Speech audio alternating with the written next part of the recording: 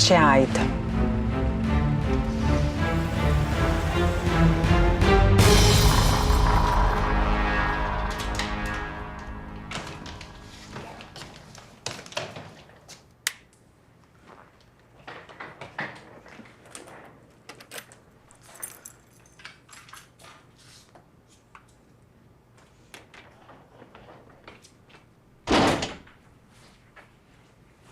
جبتيها امتى؟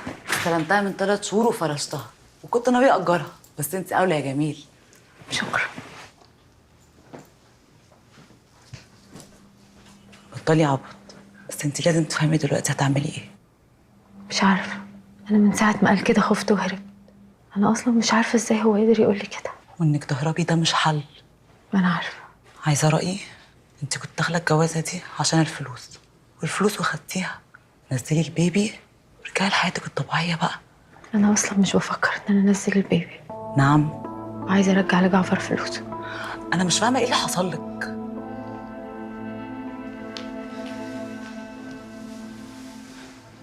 انا كمان مش عارفه.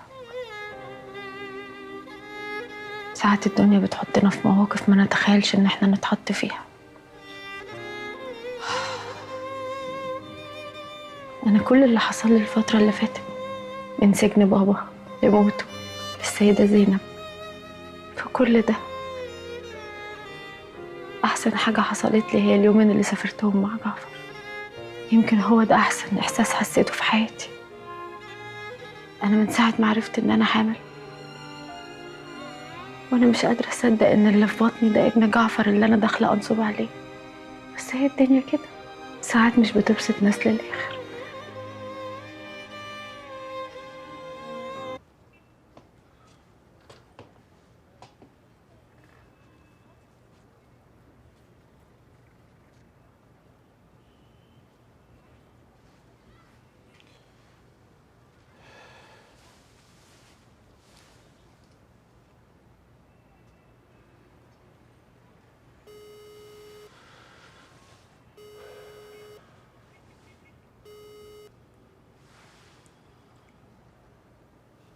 عايدة فين يا يارا؟ عايده؟ مش عارفه، هو في حاجه ولا ايه؟ من غير لف ودوران عندك ولا فين؟ بالراحه بس، انا فعلا ما اعرفش هي فين. طب لو قابلتيها وكلمتك، لولا يا ست ما تسيبش بيت جوزها الا ما تستأذن. كده كده اوصل لها، بس لو وصلت لها قبل ما ترجع لوحدها حسابها هيبقى تقيل. لولا كده.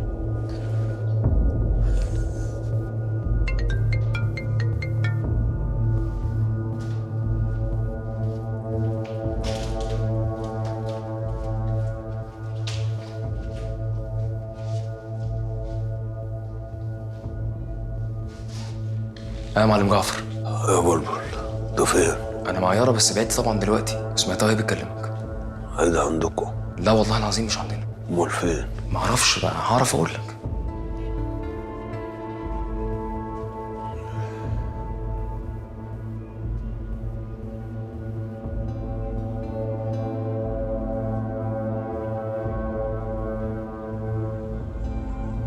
بقول لك ايه، جعفر لسه قافل معايا دلوقتي حالا. طب وصوته كان زعلان وهو بيتكلم؟ ده صوته يخض، وبيقول لي تبقي تقولي لها الست ما ينفعش تسيب بيت جوزها، بس ما تخافيش. ما قلتلوش مكانك فين، عملت هبله. ماشي يا رأفت، انت دلوقتي باي.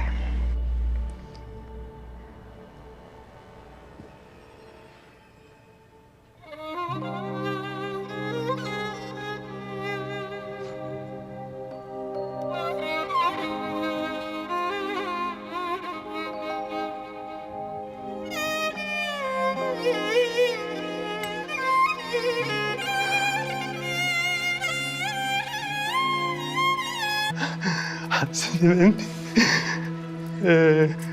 بعد ايه يا وداد؟ بعد ايه؟ بعد ما اتقلت كرامتي قدام الحاره كلها؟ طيب افرض انا عايز ارجع لك دلوقتي، هعملها ازاي؟ طيب هعملها ازاي؟ ده انت ما سبتيش باب واحد موارب ما بيننا، وانا اللي كنت سايب لك كل بيباني مفتوحه. كنت بشوف في عين اخويا وامي وصباح، حتى نعيم اخوكي. كأنهم بيقولوا لي انت قابل على نفسك كده ازاي؟ ده انا الحب اللي حبيته لك يا ودادي يكفي ستات العالم كله. انسى يا سيد والنبي وسامحني، وانا اوعدك والله العظيم ان انا هكون ما بين ايدك دي لايدك دي، بس سامحني ربنا يخليك.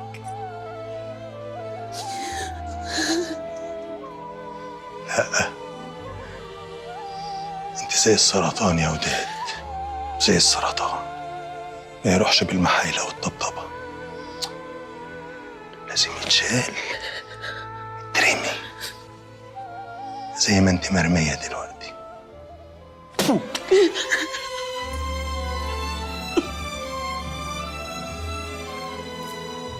ودي بس العيب على اللي ربى.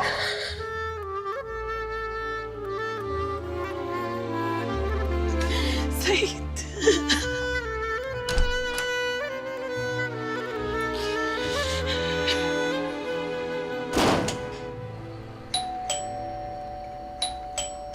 ايوه حاضر.